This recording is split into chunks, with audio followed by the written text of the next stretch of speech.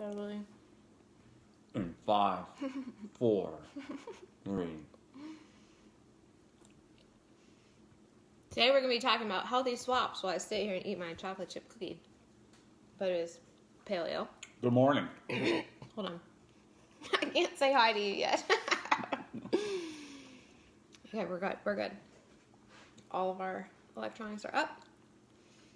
I can now welcome you to the show. Good morning, Patrick. Good morning. How are you today? I'm great. Had to get up early this morning. We're not going to talk about that yet. Oh, that's too bad. I'm excited about that. You have a nice little coffee mug there that's not Christmassy.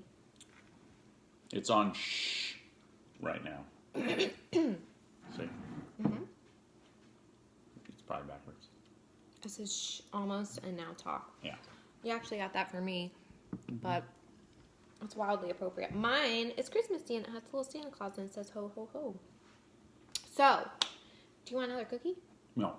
Are you sure? Yes. Are you positive? Positive. Are you going to judge me if I have another cookie? Yes. Well, I'm having another cookie. Okay. Consider yourself judged. Well, it tastes really good with coffee, so. Uh-huh. All right. Today, we're going to talk about poop. Because who doesn't love it when you talk about poop? Everyone loves it when you talk about poop. Because everyone poops. Almost no one, well, I shouldn't say almost no one, but lots of people don't have healthy poop. And some of them know it and some of them don't. So, let me finish chewing my paleo chocolate chip cookie for a moment. And I'm going to explain really quickly what I do. As an FDN, I work with people to uncover hidden stressors in their bodies that cause a breakdown in, systems like hormone, immune, digestive, all these different areas of their body. So as I was going through the process of learning how to become an FDN, I was a client myself and I took some of the tests. And one of the lovely tests that I got to take, and everybody just loved the video that I was sharing, was about my poop test. It was lovely, really fun, really exciting. You poop on aluminum foil or something. And then you scoop everything into a little jar so that really, really lucky scientists can look at it under a microscope. But the reason this is such an amazing test is because it looks for things like parasites, bacteria, fungi, yeast overgrowth. So essentially gut dysbiosis, something that's not in balance in your body, in your gut system. And most people, if they have something like this, aren't aware. Now, you may be having symptoms and just maybe not connect it, or sometimes you may have no symptoms at all. Like, just as an example, when I got my test back, I had H. pylori, which is a stomach bacteria. It's very, very common to have this bacteria. But two things to know about it is, one, it doesn't really go away. It kind of stays in your system unless you really specifically address it and attack it and go after it. And two, a lot of people don't know they have it, and so it's ongoing for a long period of time. And the longer you have it, the more susceptible you are to ulcers and stomach cancer and things like that. That's H. pylori has been connected to those later in life if you've had it for a long time. So it's definitely something you want to kill, but a lot of people don't even know they have it. So the other fun fact about H. pylori is that it's transferable through saliva. So guess who else had it? How'd I get it? Actually, my theory is that he gave it to me. Yeah. Because he actually took the poop test as well. And he not only had H. pylori. I got 100%. He not only got H. pylori, he had parasite as well. So this is a little bit of a problem. So I said, well, look, I don't want to go through the treatment protocol, and take all these herbs and supplements to kind of kill these little buggers if I'm just going to kiss you and get it back. So I had him get tested. Sure enough, it came back. So he went through the protocol, and all right, so now it's your turn to talk about your poop. So yeah, I had really exciting stuff. How graphic do I get? You can go as graphic as you want. If here's the disclaimer right now. We're talking about poop. We've already told you we're talking about poop. So if you're uncomfortable with poop, stop watching this video. So my symptom is sticky poop. And so, not stinky. Well, that too. Everybody has that, but sticky poop. So basically, when after you go, you flush the toilet, and then you have It to sticks to the sides of the clean bowl. it. Right, you have to clean it. So Just a little, I just have to say something really quickly because I totally told you had a problem with your insides and that something was going on with your poop, and you were like, no, I'm totally healthy, like a normal guy. They're all like, I'm fine, nothing's wrong with me. He started going on this. True, actually. He started going on this protocol. He comes to me like a week or two into it, and he's like, my poop is fixed. Yeah. I was like, just so you know, if it's fixed, that means there was something wrong with it the first time. But Yeah. anyway. So okay. anyway, so I did it a couple months ago, went on the protocol, and it was discovered I had a parasite too. Right, you had the H. pylori and H. the parasite. pylori You had and both. a parasite. So anyway, so then things were improving. I had to travel a lot, probably not as much great meal choices or whatever. Just or maybe it's a little bit more. It's stressful. Yeah, You probably maybe were exposed to water. It's also Yeah. H. pylori can also be through contaminated water as well. So. And I'm usually, to be quite honest, I'm that guy that's like, I don't need to wash cups and stuff like that. I got a great story from Korea where I drank water, but anyway, that goes without saying. Well, no, now I want to hear that story. You want to hear that story? I don't really think I know that story. You don't know that story? So I would keep this empty Gatorade bottle on my desk when I would work in Korea, and I'd get the water out of the water fountain, and I left it on my desk over the weekend, and there was like green flakes in it on Monday, and I drank it. So the moral of the story is that he got H. pylori back in Korea like 20 years ago. Yeah. And it's just been brewing in his system, and then he gave it to me when we got married, so. Sounds like a leap. But anyway, so... Avoid green flakes in your water, I guess, is the real moral of that story. So anyway, so this things started to get better, but then the sticky poop, not the stinky poop. Well, okay, but the explain sticky what poop was came better. This is a little awkward. You woke up and you're like, we gotta talk about poop this Yeah, I morning. know. I was a little excited. I think my vision of what it was going to be versus what it actually is turning out to be is a little bit different. Sure, well, people are watching you talk about poop. That's the reality of the situation. So basically, it got better because it was solid and not sticky. So, what's it called? The Bristol stool chart? Isn't that what it's called? The Bristol, I think that's what it's called. Anyways. I've never heard that term before in my life. Really? Yeah. It's not something I study. Well, I do. So, you guys should Google that. There's a poop chart, and if you don't already know what healthy poop should look like, go look because yours may not be healthy, So what he's saying is he was moving from, one of the numbers to another number, a more healthy number on the scale. There's a scale, there's a chart, there's pictures involved. Feel free to Google that. I might share that underneath this when we're done, just for posterity's sake. But it's fun. It's actually a good Christmas dinner topic. Yeah, for sure. Yeah. Pass out copies. Really, what it should, if we really want to get specific, it should be around the size of a potato and not hard. Russet or sweet potato? And so there's too hard, right? Constipation, where it's like clumpy and gross. And then there's too soft and like, all squiggly. So. Is there ever a point when poop is not gross? No. Okay. Okay. So anyway, let's get to the good part about this. Go ahead. So he wakes up this morning. I actually woke up really early, and you got to take the test again. So I'm taking 2 tests again to test for a parasite and a bacteria. So we are spot checking him. Yeah. Because when he started going through the protocol, his digestion improved tremendously. So we're actually done with the protocol, but his was a real short-term protocol. We kind of tried to hit it hard in a short period of time versus being a little more gentle over a long period of time, which is how I treated myself. So we attacked it a little bit differently, and he started seeing his poop change a little bit again. So we were like, well, let's just spot check it. We want to make sure that everything's gone.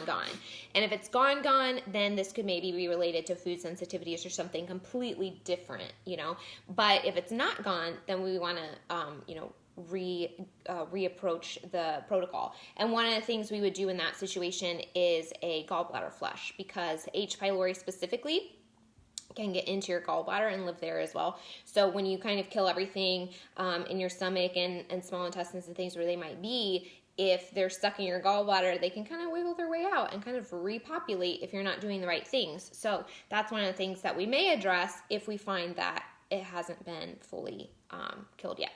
So he got up this morning and took a wonderful poop test, and that was really fun for you. Yeah, and I'm a bit of a poop expert now because we've been dealing with Keegan with constipation, so I've been monitoring his poop. That was a whole other issue, yeah. Yeah. The past 3 weeks we've been dealing with trying to communicate how to eat appropriately and not cheat when you're at school and all these fun things. He's been eating a lot of beans. I put mint in my coffee this morning. Oh, really? Yeah, it's really good. What else did you put in it? I thought I smelled mint. It smelled like hot cocoa. Yeah. That's what it smelled like. Sorry, did I disrupt your flow? No, mm-mm. You can put mint in your coffee. It's really good. My coffee is black. That's actually one of the things on our topics today. So, anyway, we may readdress the parasite or bacteria depending on if it's still flourishing in his system or not. Question from Kristen: is it common to have to retest? Oh yes. If you find a bacteria or a parasite, once you have gone through the protocol, you definitely want to retest. It's just a matter of, do you do it just to check that it's not there, or in this case, do you have maybe a suspicion that we didn't get all of it and you just want to make sure? So it kind of depends, but normally after you go through a full protocol, which can be anywhere really from 60 to 140, 50 days, something like that, kind of depends on what we find and what approach we take. And it also depends on how, by the way, how strict you are on the nutritional side of it during the protocol as well, because these things feed on sugar. So if you're, treating it with all these herbs and stuff like that, and they're dying, and you're taking your probiotics, but then you're eating a lot of sugar and just basically refeeding them so that they can proliferate, then there's a much lower chance that you're going to get all of them in the first try. So just kind of be aware of that when we're talking about these things. But retest is definitely necessary if you ever find anything on the stool test, because you want to make sure that it's completely gone. These are things that really, really like to live, and so they are very hardy, and they protect themselves really well in your system. They create their own little environment, and that environment can be encouraged through sugar and poor nutrition, but unless you specifically attack it and try to break up what they live in, essentially, it's called a biofilm in your gut system, then you're not going to get them because they're protected through that, and it's very difficult to kill them unless they're kind of dehomed, I guess you would say, and released, so that they can then be attacked through the herbs. So, so that's kind of what we're doing with him right now. We're going to see what the results are. I have maintained kind of a maintenance protocol for myself just to protect myself while we're figuring out what's going on with him. So she's using the test to stay away from me, right? No. It's other reasons. All right, so next up is the marriage counseling portion. Yeah. I'm right and she's wrong. Very good. Yeah. Okay, so the other thing we wanted to talk about, which is actually very connected to the poop test, is food swaps. So the two of the biggest tests that I love to run, and really any of the tests give a ton of information, but the two that I really, really like, because personally they were a big deal to me and I saw good results from them and they work really well together, is the poop test, which again shows parasites, bacteria, fungus, yeast, overgrowth, those sorts of things, and the food sensitivities test. And that's pretty obvious what it does, but it's a blood test and it shows you all your food sensitivities. Specifically, it shows you how your blood reacts to these foods. And the reason I love this test specifically is because you don't actually have to have the food in your system for it to be accurate. It exposes your blood to the food and it watches to see if your blood reacts to it, which it will if your body has marked it as a trigger, as a toxin, as a food sensitivity, as an unwanted foreign substance, okay? And that could happen regardless of how healthy the food is. For example, one of my things is blueberries. And we could go into, and maybe this is another podcast, we could go into why that happens. But The reason these two tests, the stool test and the food sensitivities test, work so well together is because if you don't address one, you may not fully address the other. So food sensitivities cause a lot of damage to your gut lining and a lot of inflammation. You want to get that? And, oh, yeah. A lot of food sensitivities cause gut inflammation in your gut lining, which provides the perfect environment for the bacteria, the parasites, the yeast, that sort of thing to flourish and to grow. And vice versa. If you travel to Mexico and drink the water or whatever, and you get a parasite, you may find then that you have food sensitivities because that parasite starts burrowing, it starts creating that biofilm in your gut lining, and then you are more prone because of the inflammation and your body trying to react to this to have more food sensitivities. So typically, I have a really hard time recommending one test alone when you're talking about these two, because if you don't really have the information from both, you may not see the results that you want. So why wouldn't people just go to the doctor and get like an antibiotic that would just kill the parasite? Because don't they have those? Yeah, they do. And I'm required by law when I work with my clients to say when they get the stool test, if it has like H. pylori or something that comes on it, I'm required by law to tell them, hey, this is the information on your test. I recommend that you go see your doctor and let them know what's up. But then I'm also legally allowed to give them alternative options, which is, of course, where I tend to lean. And so the reason is if you take the stool test and you say, hey, doc, I have H. pylori. Can you treat this for me? They'll say, yeah, we want to treat that, and they'll give you a round of maybe 7 to 14 days of an antibiotic. So it's a really hardcore, short-term thing. So there's two reasons that I don't really love this approach. One is one of the biggest reasons that people end up having a lot of food sensitivities or gut dysbiosis or bacteria imbalances in their system is because they have a history of antibiotic use, NSAID use, things of that nature throughout their life that have kind of caused this imbalance in their gut microbiome. So when you take an antibiotic, it wipes out not only the bad bacteria, but also all of the good stuff as well. And so when you take it to treat something like H. pylori, it can kill it, but it's also causing a little bit of damage and creating the perfect environment that if it didn't wipe all of it out, then it now has the perfect environment to kind of reattack and flourish again a second time. So whenever you're attacking anything like a parasite or a bacteria or trying to balance your microbiome on any level, you want to make sure that you're not only getting the bad stuff out, but you're supporting the good stuff, and you're healing and you're calming any inflammation down, you're healing the gut lining throughout that process. You don't just want to go in and just wipe stuff out because it is a very delicate balance. Speaking of, did you know that, so children, when they take antibiotics, well, anyone really, but almost no one has made it to adulthood without taking an antibiotic. Mm-hmm. The very first time you take an antibiotic, it changes your gut microbiome, and it is never, ever the same after that. Ever. So it's really kind of a crazy, crazy thing, and it's a whole other topic about how important it is for you to be exposed to the right things when you're young, to develop that properly and to have it be strong and build that immune system and build that gut microbiome to be really balanced and healthy. But when we take antibiotics, it wipes all of that out, and it's very difficult to build that back up for a period of time. So a couple reasons I don't like treating it. One, it creates the perfect environment for the bugs to come back, and it also may not attack for long-term enough. Like I said, there's 7 to 14 days, so depending on the bug and their lifespan and maybe how long you've had it, and if they're in your gallbladder like we talked about earlier, you may get reinfected.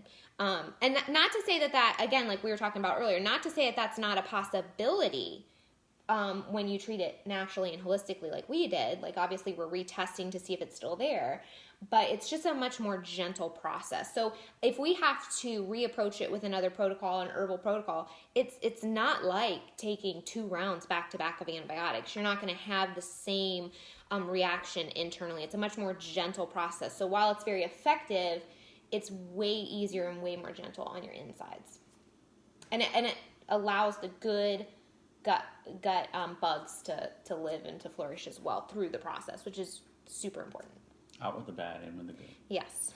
Does that make sense? Yes. So like biocidin is one of the herb formulas that we use, and it's a really broad spectrum, gentle but very, very effective antimicrobial, antiviral. I mean, it's really, really Do you know what's in it? Off the top of my head, put me on the spot. No, I can't remember. It's a mixture Of a bunch of things. So off the top, I don't have the list on my head, but it's really, I can put that if anybody's interested. But I would not recommend just randomly taking it. You know, have a practitioner, know what you're doing, that sort of thing. Okay. All right. So that's why I think that food swaps and food sensitivities go hand in hand with the poop test, because without addressing one, you may not address the other, which again, when we retest, if it comes back negative with the H. pylori and parasite and good, we've killed those, the next thing I may want to do with you is the food sensitivities test to see, hey, what's really going on?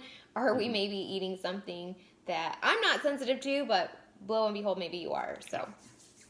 So within that, we have a lot of healthy food swaps, right? When people start making dietary changes, it's very difficult. And we've talked about this a little bit in the past couple weeks.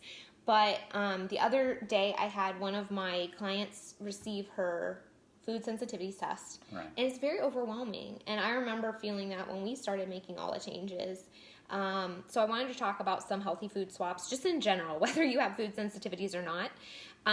So we kind of made a short little list here of some of the most popular things. If you guys have other ones that you have questions about, let us know, and we can maybe address those. But so since we're drinking coffee right now, let's start with coffee. Coffee. Yeah. So okay, let me ask you. Yeah. Why would coffee be on the list for a healthy swap? What would be unhealthy about coffee? All the, depending on the cream and the added sugar that you would put into it, that would be a big part of it. People add. I mean, you go to Starbucks, and we don't get sued on this, but I mean, Starbucks is essentially dessert, is all it is. I mean, with everything that they put. Now there are some healthier things they can do. But if the one thing that I tried recently at Starbucks, because I almost never go anymore, the one thing that tasted pretty good, that also, if you look at the ingredients in the syrup, which almost all of their syrups are garbage, again, always look at ingredients. Always, always, always, always. You might think, always. You might think that vanilla, for example, is vanilla, right? I mean, easy. Like vanilla extract is like alcohol and vanilla. But if you go, look at like a vanilla syrup, that's not all it is. So you always have to think about what's actually in there. So, but I will say one of their syrups that I have looked at the ingredients and it's not horrible is the new Cascara flavor. I think it even has coconut sugar instead of like even cane sugar, which is kind of crazy. Yeah. So maybe they're working towards that. Right. But anyway, yeah. So there's that. There's the milks, and if you're lactose intolerant and all that stuff, and sugar, and then but the coffee itself. I mean, much like anything. You can have good sources for coffee and how it's processed. Yeah, let's talk about that really quickly. So it's not just what you put in your coffee. So you can have, like he said, creams and sugars, and it can go from a antioxidant-rich, 0-calorie treat in the morning to a 400-calorie sugar-laden, cake is really what that turns into, or ice cream. So, so it's not just what you put in, though. Let's talk about quality. Coffee quality. So did you know that depending on where it's grown and how conscious people are about the way that it's processed, that a lot of coffee can have mold in it? Did you not know that? Does that add to the flavor? Yeah, it's a really musty kind of. It's a little musty smell. Sometimes it gives you a migraine. You get a little bit of a headache with it, but it's it's like you're vibing off of the mold. The moldy coffee. Yeah. No, but that is kind of a common thing. If you ever listen to Dave Asprey, who is the founder of the Bulletproof brand and the Bulletproof coffee, he talks about that a lot because he makes sure that his coffee obviously is mold free. He is very sensitive to that personally because one of the issues that he had that he kind of biohacked himself out of was an extreme sensitivity to mold. So that's one of the things that was really affecting his brain and kind of what spurred his whole company, really, and his book and his podcast and all this kind of stuff. So his coffee is mold and toxin free and organic and all this kind of stuff. Yeah, so check it out. Bulletproof. Which actually is what is in my cup right now. And it's not bulletproof coffee, meaning I have butter and coconut oil and things like that in there. It's just black coffee, but it's the Bulletproof brand. And it's pretty good. And then you obviously put mint in your coffee. And stevia. Yeah. So I actually, but on the coffee topic, you guys have, if you followed me for any period of time, you have probably seen me post about Four Sigmatic. So Four Sigmatic is another amazing company. Stop for just a second here. I want you to talk about how awesome they've been with your mom. Oh, yeah. So my mom was diagnosed with neuroendocrine cancer in April of last year. And so it's a very slow-growing cancer. It's actually the cancer that Steve Jobs had. And so basically we brought her home and tumors all through her abdomen and liver, and wasn't good. And so we've been trying to support her from a natural side while she went the traditional route, through chemo and things oncologist and things like that. So there's so many things that you can do, even if you're going to choose the chemo route to support your body and like help it through the process. Right. So Four Sigmatic is actually a mushroom blend that you can use in your coffee. You can use reishi at night. It kind of calms you down. They sell a bunch of different types. You've been reading the book, so you probably they have a book out about, it's called Healing Mushrooms. Right. What's the guy's name? Taro is, I can't remember his last name. He's I can go get is he Finnish? He is Finnish. Yeah. Really, really cool guy. Yeah. Really smart, knows everything there is to know about mushrooms, and has created an incredible product from teas to coffees to hot chocolates to blends to help your body with different things. So anyway, they came up with this. Yeah, so they had advertised that they had this cancer fighting blend that or regimen, really, because it's individual. Yeah, it's five mushrooms, and I'm not going to remember all of them, but lion's mane is one, and reishi's one, turkey tail, and basically it's about an $1,800 value, and you could nominate somebody that you knew for it. So I nominated my mom. She got it, so they sent her the first for free, you guys. For free. We already love the company because of the quality and what they offer and what they share with the world. Mm-hmm. And then we contact them and they just send her this protocol for free. Right. So that's amazing. Yeah, no, it really is. So she started that. She actually, unfortunately, went to the oncologist, and I think she's getting the best advice she could, but he told her that he wouldn't give it to his mother, so my mom elected made her a little nervous. And made her nervous, which I understand. So she didn't do it. Back in October, basically, the oncologist said there's nothing else we can do. They gave up on her. They gave up on her. So I talked to her and said, hey, you have this pack. What do you have to lose? So she's doing it now. She's taking all 5 of the mushrooms. She texted me the other day and she's like, "What? I'm on 4 of the mushrooms, 5 of the mushrooms." Yeah. So she's taking them all. She feels great. She's actually using frankincense oil too. Yeah, she's rubbing it all over her abdomen. So she's doing great, which is amazing. Bring on the woo woo. Yeah, and so there was a second shipment that I had turned off because I didn't want them to send it, to her because she wasn't going to do it. So now that she's back on it, I reached out to him again and said, hey, I don't know if the offer's still on the table, but if it is, that'd be great. If not, then we'll pay for it. And they just replied and said, nope, we'll send it for free. We wish you all the best. Isn't that amazing? Yeah, so FOURSIGMATIC.com. Yeah, I can put that link in the FourSigmatic.com. So wonderful company and a wonderful product. Yeah, so, but that's another really great brand if you're looking for coffee. But the reason I brought that up, not just because we love it, but that is the first coffee that I was ever able to drink black. So believe it or not, I only started drinking coffee at 24. You missed out. It was my mom's fault. I was working at an office at the time, my dad's office, and my mom had this thing where she was going to Tim Hortons daily for that flavored coffee. It's like that ice blend. I don't know what it's called. It's basically a Frappuccino is what it is, the Starbucks version, the Tim Hortons version of the Starbucks Frappuccino. And so of course it's like sugar and flavor, right, with a little bit of coffee to give you energy. And so my mom's like, I have this coupon for, I get one of these a day or whatever. And she's like, I have a couple of these. So she takes me through the drive-thru and gets me hooked on like the sugariest coffee possible. This is the same woman that changed our diet years later, and she's the one that spurred all of this. But so that's how I got hooked. I was working in an office. I had never liked coffee. I started drinking the sugariest version in the world, and I was like, oh, it's giving me energy. And I was like, vibrating when I would drink this stuff.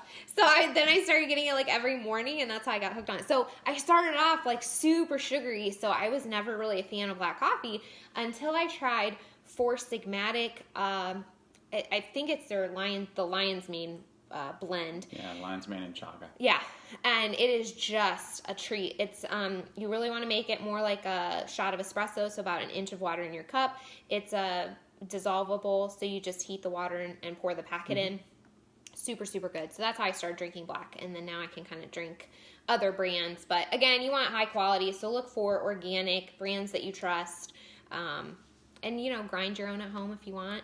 Or, yeah, they sell big bags of blend, too, that you could do your own and brew your own tea and stuff like that. Four Sigmatic? Yeah. Yeah. Yeah, and you can get the coffee grounds from Bulletproof as well. And, maybe someday I'll be sponsored by one of these people, but not today. So this is all just good advice from my heart. So moving on from coffee. So it's not just about what goes in your cup, but it's also about the quality of the actual bean that you're drinking as well. What about, what are some other things, like off the top? We have a list, but what about ice cream? Yeah, there's a lot of stuff. People get so, and we said on podcasts too, that, people are like, well, I'm going to have more fun because I eat these things rather than you. But we eat ice cream, we eat crackers, so why don't we talk about those two? Ice cream and crackers, like at the same time, should we put the crackers on our ice cream? Yes. Actually, pour coffee on it with mushrooms. We used to... And then take a poop test. And that's a wrap. Any questions? No, ice cream with potato chips and pretzels is really good. Not that I would ever advocate anyone eat any of those things, but it used to be a treat. So ice cream, what would be a swap? So for me, obviously I don't do dairy, so my swap would be to either make my own from coconut milk or go look at the ingredients of popular brands like So Coconut, Silk, those sorts of things that do almond milk, cashew milk. They have goat's milk now. They have gelato is always a good swap. Is that right? I think gelato is still dairy based. Is it still dairy? Yeah. I can't have gelato, I don't think. But look, if you don't have any issues with dairy whatsoever, and again, you can get tested for that because let me just kind of throw this out there. There's a lot of things that you might not know you're sensitive to. For example, like I always thought I was super sensitive to dairy, and I still don't really eat it, but it didn't come back on my food sensitivities list. But you know what did? Chicken. So when I'm looking at this, I'm like, well, maybe every time I had dairy, it was, some cheese or something with chicken, chicken and dairy. Yeah, who knew, So, so you may not know certain sensitivities or you may assume the wrong things. So it's always helpful to get tested. But if you can handle dairy and you know for a fact that it does not bother you at all, you got plenty of that lactase enzyme in your system to break it down, you're good to go. Then actually Breyer's Natural. Breyer's Vanilla Natural. It does have sugar. You're not going to get away from that with ice cream, but it's basically cream, sugar, and vanilla, I think, are like the 3 ingredients in that one.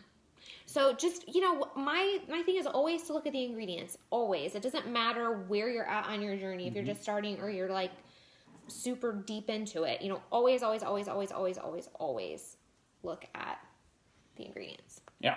So, crackers is no different. There's Hey, real quick, Joshua Redman has a shout out to Patrick. He says, look at the eye candy on your left.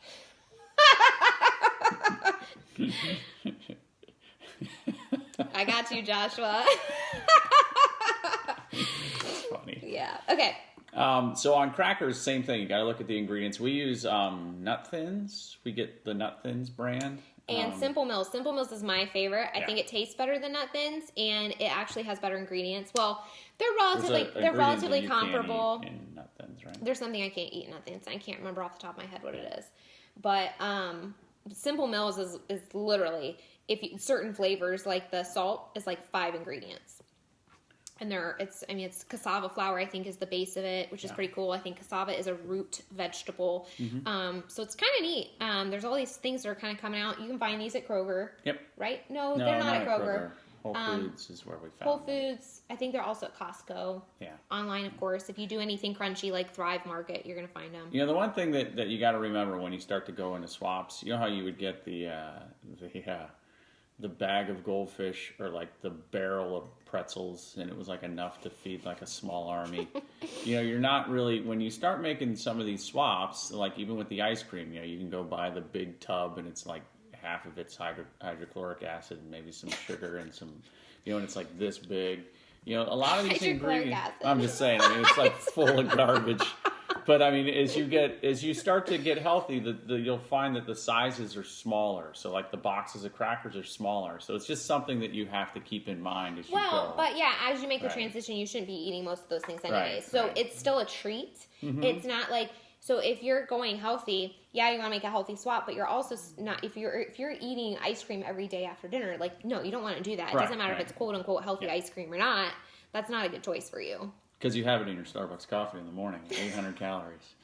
You've hit your limit with the Starbucks Yeah. in the morning. You're done. No ice cream for you. Yes. Yes. Um, So that's just one thing that, you know, like I remember Keegan and I would polish off some goldfish watching football on a Sunday afternoon, and it seems like the goldfish thing would never empty, which is kind of amazing. But you're just not going to get big portion, you know, big carrying cases. Yeah, like and that. that's okay. That's actually a good thing. And that's one of the things we mentioned before with budgeting is when you switch your diet over to eat more produce, fruits, vegetables, meats, that kind of thing, your bill can go down if you're not still doing all of these processed foods like Right. crackers and ice cream and chips. And yes, there are healthier versions, and that's what we're talking about today, but they are still viewed as treats. They're not supposed to, you know, comprise 50% of your diet. Yeah. Okay. Yeah. So yeah, crackers. We really like Simple Mills and Nut Thins. Basically, those are two brands that are gluten-free, but they're not this crazy processed, weird ingredients full of starches gluten-free. They're still made with whole food ingredients. Gum. Well, yeah. Did I mess that up? No. So, like there are some gluten-free brands, just as an example. This is why I don't just say go gluten-free. That's not the point. The point is to eat whole foods, real foods, non-modified foods. So look at the ingredient list. That's always, always, always where you start. There are gluten-free crackers that are super delicious, but then you turn them over and they have modified cornstarch and they have, you know, all these garbage ingredients. So always turn it over. You should be able to look at that and be like, if I had time and money, I could make this at home. I'm not going to. That's why I'm going to buy this. I think those ingredients. another rule of thumb too is like if you don't recognize it, like recognize ingredient, you know, then I mean that's not always a great rule of thumb, but if it's got like 4 ingredients versus 27, Yeah. and 26 of the ingredients are like some sort of chemical lab thing, then that's when you gotta worry about it. So that's, you know, it's just a general like standard as you're moving in this direction. Yeah. Was that good? Yeah. Okay, thanks. He's so smart. Okay, we got about 4 minutes left. I think we're gonna so let's Wrap it up. Yeah, we're gonna wrap it up. So let's pick I think the top 2, and we'll have to cover these another time. But let's do pasta and bread, because those I think are 2 of the top things I hear from my clients when they are shifting their diets. They're like, oh my gosh, what do I eat? And a lot of times the other thing I'll hear from people is, I don't eat a lot of processed ... or I don't eat a lot of bread ... But then I say, okay, that's fine. Can you just give me an example of what your day looks like? And they will, and it's like bread, you know, like Cereal people don't in the eat. morning, Yeah, people don't. sandwich at lunch, Right. and then Pasta at right. night, you know.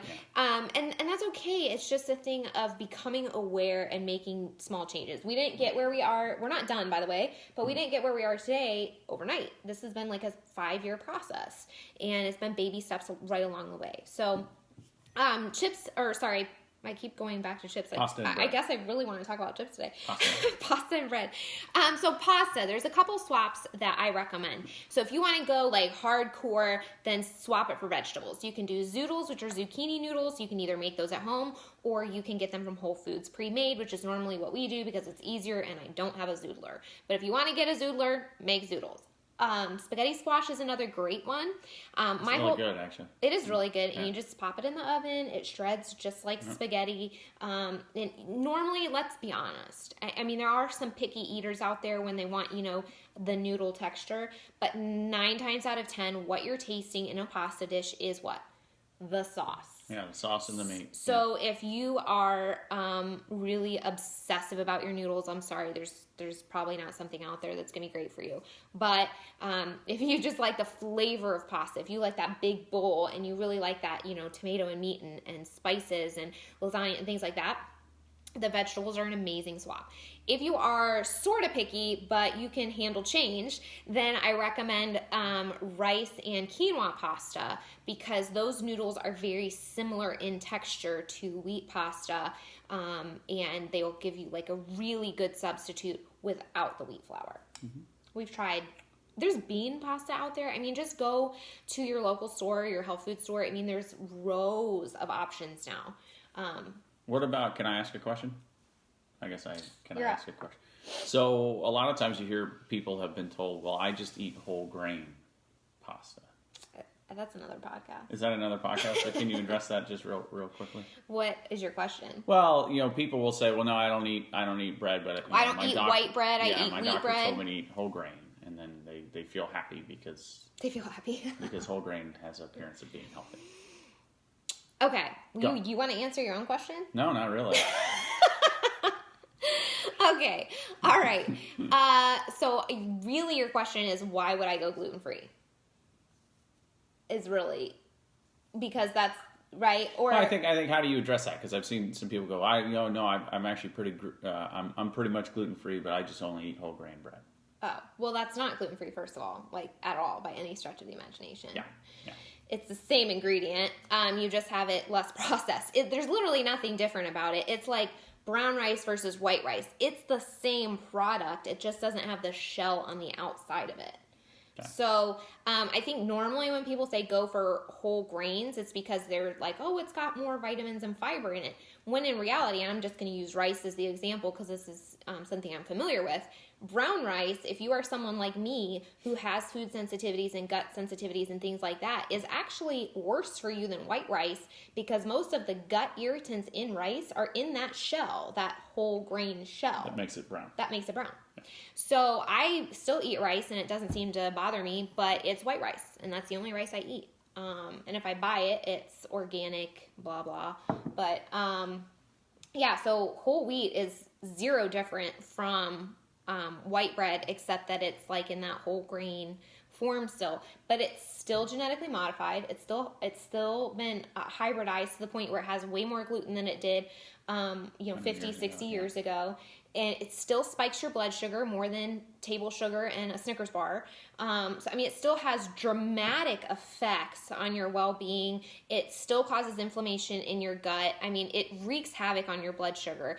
Not a good choice. Okay. Thank you. I think you answered my question.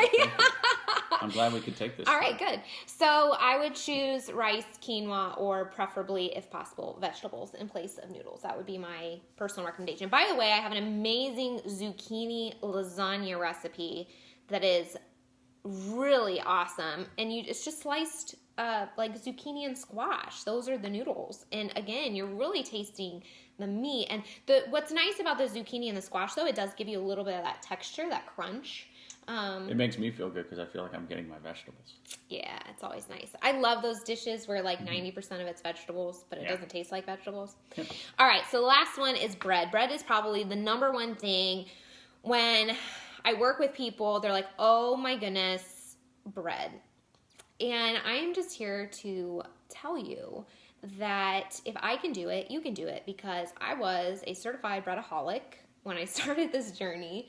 I ate bread all the time. Bread. My mom would make homemade bread. I loved bread. I remember going to college and mom went to go shopping with me to help me stock up like a good mom.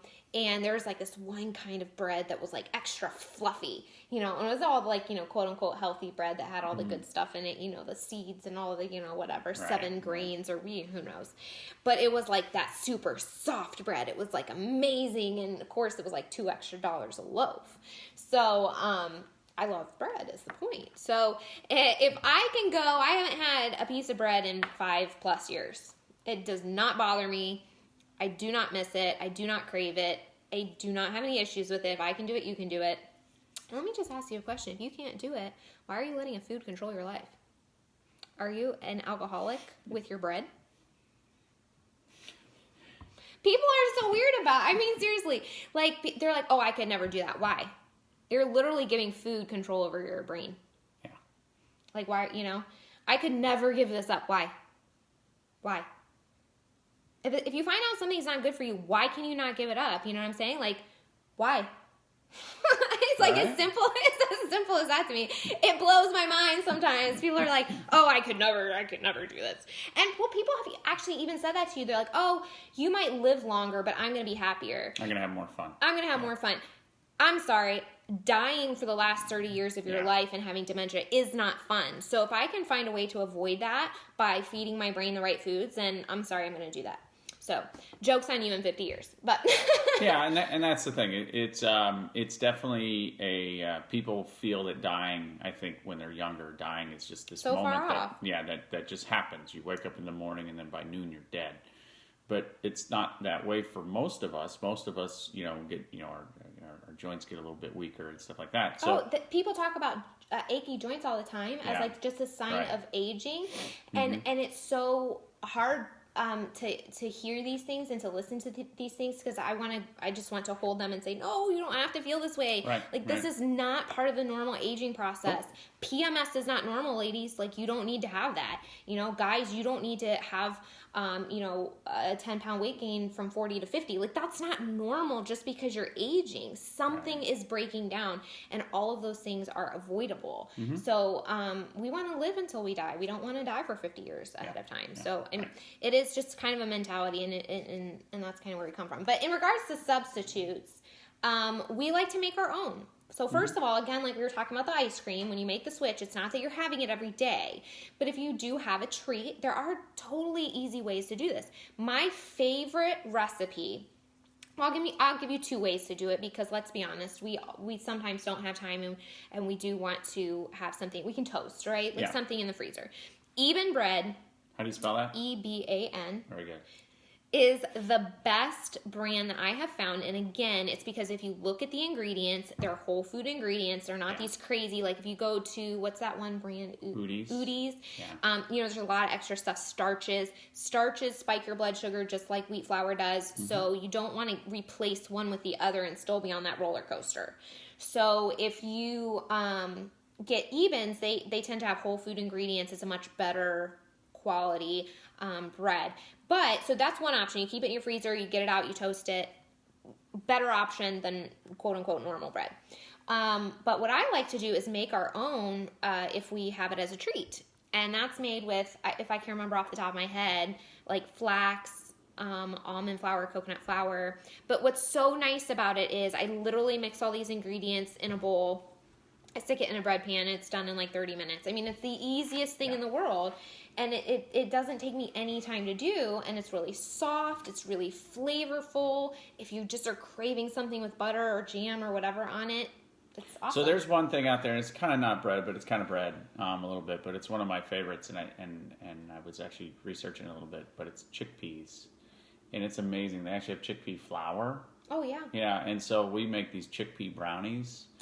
And, I was like, bread, not bread. What are you talking about? Yeah, but the normal brownie, the normal brownie, you'd have a lot of flour in it and stuff like that. But this is, it's a can of garbanzo beans. I don't think you understand. They're really good. He literally ate like half a pan of brownies in the past couple of days. Like, it's a health food. I mean, but for real, but it's made from chickpeas and honey, and it's delicious. And I had, we hosted a Christmas party last week, and people were asking me for the recipes, and it's just really good. And awesome. Yeah, I like to keep them in the fridge. I'm really weird about certain foods. I think they taste better cold, but anyway. So I have some other things on my list here, but we'll have to address those another time. Yeah, part 2.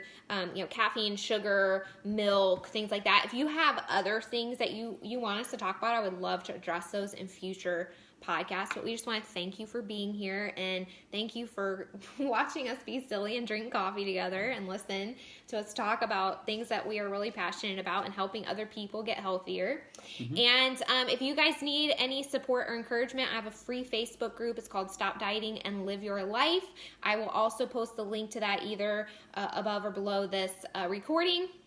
And I'd love to have you join me in there. Right now, we're doing the 12 days of fitness where you get free workouts that are designed by me and free. Dun, dun, dun, dun, dun. Yeah.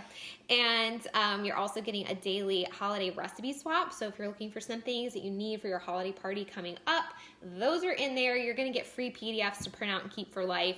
So it's pretty fun. Lots of people are participating. It's a permanent group. So if you join, it's not like, oh, I have so much pressure to participate in this. It's like forever.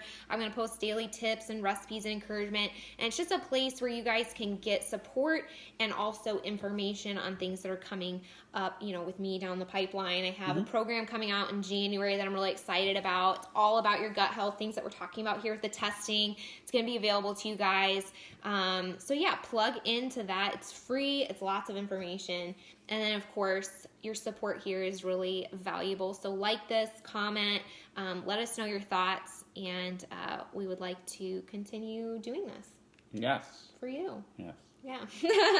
All right. Happy Saturday, guys. Bye-bye. Bye.